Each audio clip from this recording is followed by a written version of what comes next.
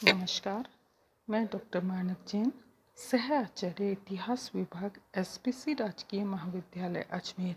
आज हम BA part प्रथम के द्वितीय प्रश्न पत्र का अध्ययन करेंगे और इसमें हम ये पढ़ेंगे कि भक्ति आंदोलन का क्या रोल था भारतीय इतिहास और संस्कृति में।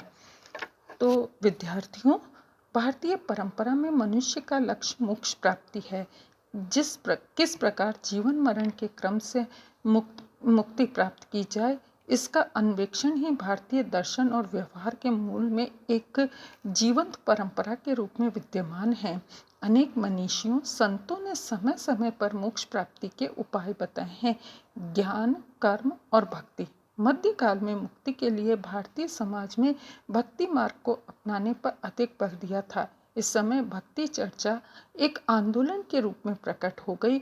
उत्तर और दक्षिण भारत के अनेक संतों और आचार्यों ने विभिन्न प्रकार की भक्ति के उपदेश देने में का प्रयास किया।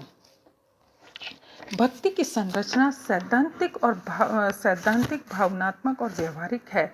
सैद्धांतिक रूप में भक्ति ईश्वर तथा भक्त के संबंधों का सिद्धांत का निरूपण है।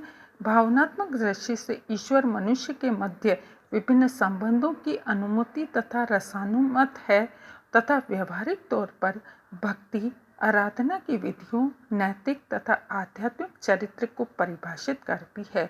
भारतीय धार्मिक अवधारणाओं के वैदिक युग से लेकर किसी न किसी रूप में भक्ति के अस्तित्व के हमें संकेत मिलते हैं। विद्यार्थियों, अगले क्रम में हम देखेंगे कि भक्ति का उद्भव और विकास कैसे हुआ। वैदिक ऋचाओं में भक्ति का सैद्धांतिक निरूपण नहीं है, लेकिन इसमें अन्य आवश्यक तत्व विद्यमान हैं। वेदों के अधिकांश सूक्त प्राय देवताओं की स्तुतियां हैं।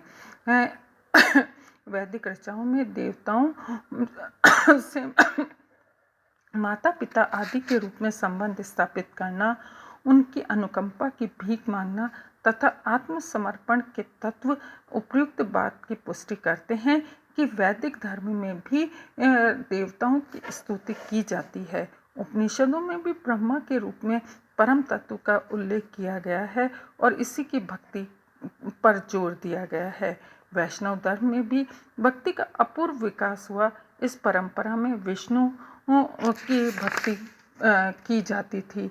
शैव धर्म में भी इतिहास में हम देखते हैं कि शिव को परमात्मा और ब्रह्म के रूप में मानकर इसकी स्तुति की है। ऐतिहासिक युग में भक्तिवादी विचारधारा को अनेक बुद्धिजीवी और तार्किक सिद्धांतों पर आधारित करके अनेक प्रवृत्तियों का सामना करना पड़ा। इनमें बौद्ध, जैन, सांख्य, न्याय, वैदेशिक मीमांसा, चार्वाक आदि दार्शनिक विचारधाराओं का उल्लेख किया जा सकता है। लेकिन भक्तिवादी आचार्यों ने इन परंपराओं में निहित भक्ति तत्व की ओर संकेत करके भक्ति के विकास को अपनी आस्था प्रकट की है। वैष्णव और शिव पुराणों में भी अनेक कथाओं में विष्णु और शिव की महिमा का वर्णन किया है। दक्षिण भारत में भी भक्ति पर विशेष जोर दिया गया है।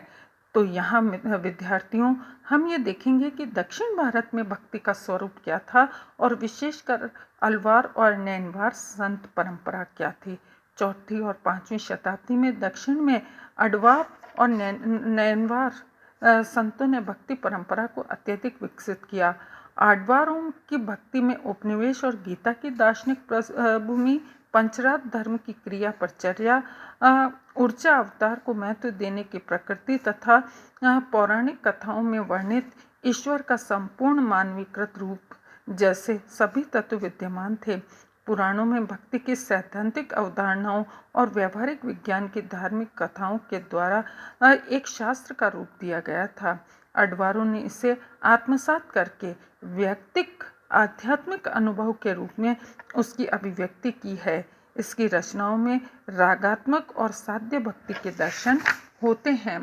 अडवार और नैनवार दोनों ही आत्मा को सांसारिक अनुभवों से परे उठाकर आध्यात्मिक तथा ईश्वर का सानिध्य प्राप्त करने के लिए मानते हैं। उन्होंने ईश्वर के साथ माँ, पुत्र, दास, स्वामी, प्रेमी, प्रेमिका जैसे मानवीय संबंधों की कल्पना